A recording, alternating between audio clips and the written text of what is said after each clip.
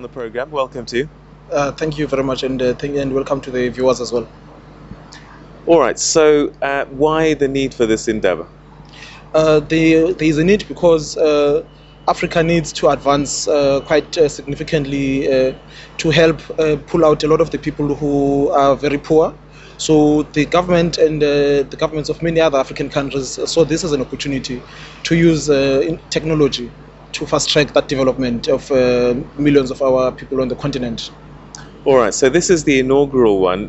What kind of interest has been shown so far? How many delegates are you expecting? Yes, we've had more than 1,000 people who have pre-registered. As of yesterday, when registration started, we had a few more who just walked in. So we expect that we're probably looking at about 1,000 more people walking in outside of the ones who have registered.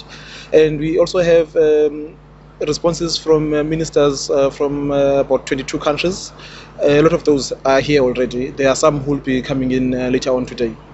All right. So, it's discussing the African story, but I believe that you're getting delegates from all over the world. Yes, indeed, we are getting delegates from all over the world. What the government is trying to do here is trying to get as much of the learning from everyone who's been able to advance using technology. If you're looking at the countries that are largely in the Far East, they've been able to achieve quite significant amounts of development using technology. So some of them will be here. Some of them will be here to share with us their experiences and knowledge.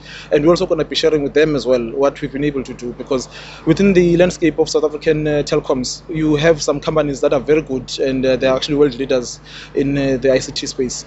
All right. So, we've got viewers across the country watching this, and they're thinking, how does this affect me? How's my life going to change as a result of an endeavor like this? The one simple example that I can make is that if you now have a cell phone, specifically if you've got a smartphone, you are now able to use it to make phone calls, you are able to use it to do some banking services. So what this gathering is trying to do is to look at what else can we do using all of these smart technologies that are available to help advance the plight of the people, particularly those ones who are poor. And we also want to make sure that the SMMEs are also find a platform through which they can then use the ICT to expand their own businesses.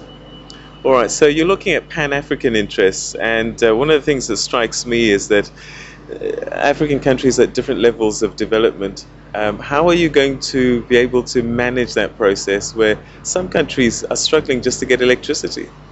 Yeah, already there are a number of fora that within the African continent that are led mainly by the African ministers of communications. So there is already an engagement at that level.